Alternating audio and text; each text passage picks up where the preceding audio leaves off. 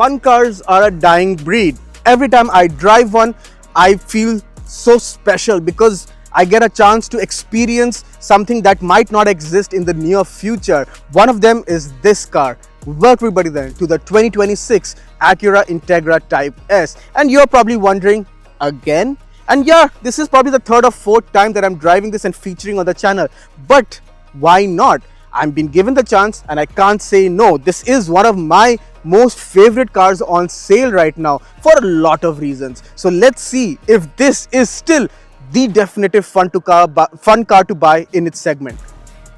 If you're new here and you don't know what the Acura Integra Type S is and you haven't heard me rant on and on about how much I like this car, essentially this is the Acura version of the Civic Type R, which is ironically also one of my most favorite cars on sale, and underneath they're mostly the same. So both of them have the 2-liter turbocharged 4-cylinder engine, but the Integra has 5 or 10 horsepower more. The suspension is slightly different tuned for being more friendly on the street. The Type R is more track focused. On the inside you have regular seats with heated facilities. Unlike the Type R has those racing buckets.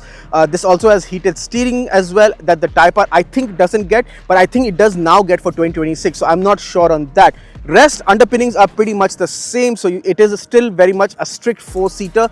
No fifth passenger welcome at all because the middle part of the seat is a cup holder which is fixed.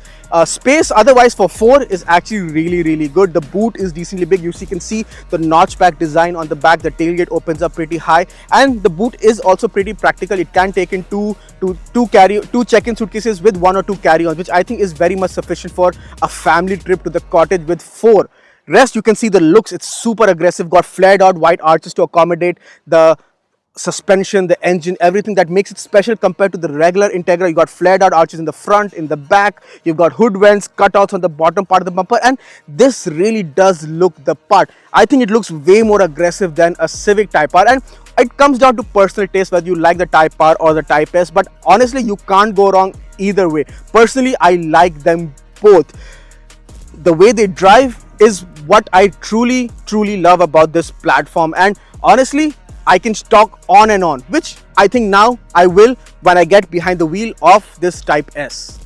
I'm now behind the wheel of the 2026 Integra Type S, so let's get the numbers out of the way.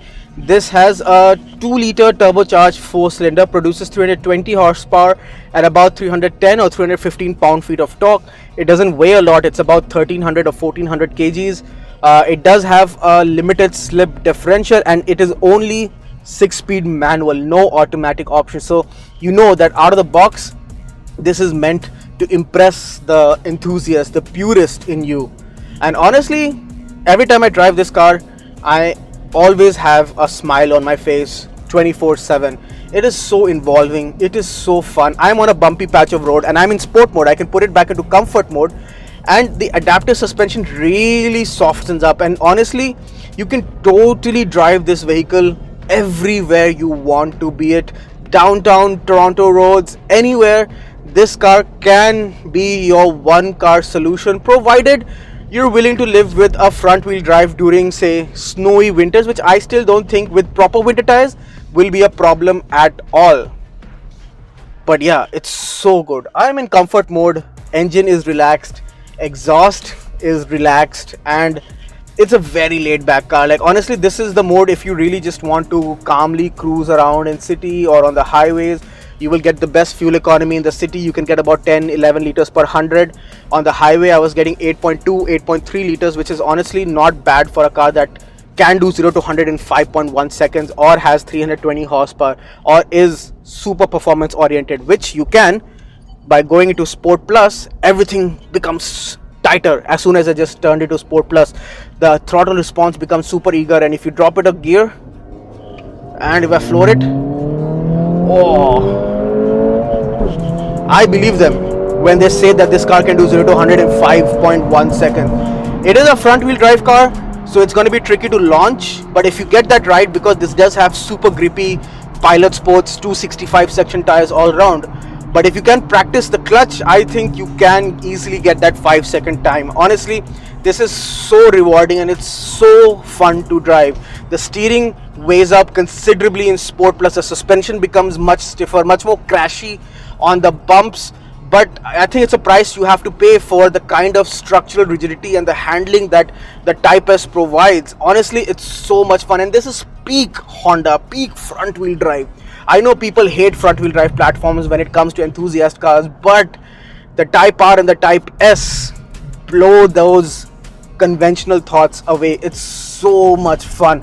It has auto rev match if I put down a gear, and there's pops, bangs, everything in Sport Plus, which you don't find in Comfort, but you can push this car properly through corners.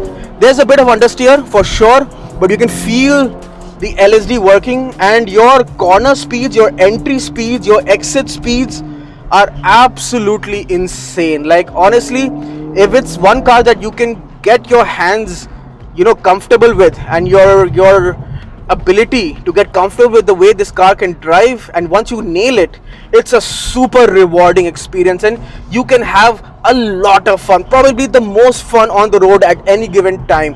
It's so good. The brakes are so nice, and it picks up speed, and direction changes are absolutely insane. What can I say? I knew this car is going to be a fun one for the week, and after having lived with it again for the week, I can say safely this is one of my most favorite cars on sale today. In conclusion then, the 2026 Acura Integra Type S. Honestly, not much has changed, and they didn't have to, because as a platform it's already so good. It's raw, visceral. You're so involved when you're driving this behind the wheel, be it on the highway, be it on your favorite B road. You guaranteed you are having the most fun at any given time. The exhaust, it's so much more louder, so much more pops than the Type R does, and just little things here and there definitely tilt the favor towards the Type S over the Type R. It's a bit more practical, a bit more street friendly suspension wise as well. And yeah, Acura did not have to tweak too much for 2026. They just keep on making the car. The only change is this paint shade, Urban Grey Pearl, which is new for 2026, and it is a free option. So that's about it. That's all Acura is doing here and there, and I'm glad they're not over tweaking or messing around with the platform. They don't have to. This car is all about driving, and that's something this car delivers in full. You cannot be sad while driving this car. All this comes at a cost. So the base Type S is about $58,000 Canadian. You can spec with a few options here and there for the wheel colors, some paint options, all that stuff. It's easy to breach the 60k, 62k mark without taxes. Add taxes, it's closer to like 70,000, which definitely sounds a lot for a front wheel drive, essentially hot hatch. But honestly, for that kind of money, not a lot of cars are this involving and this fun, and for that reason alone, this Type S is one of my most favorite cars on sale today.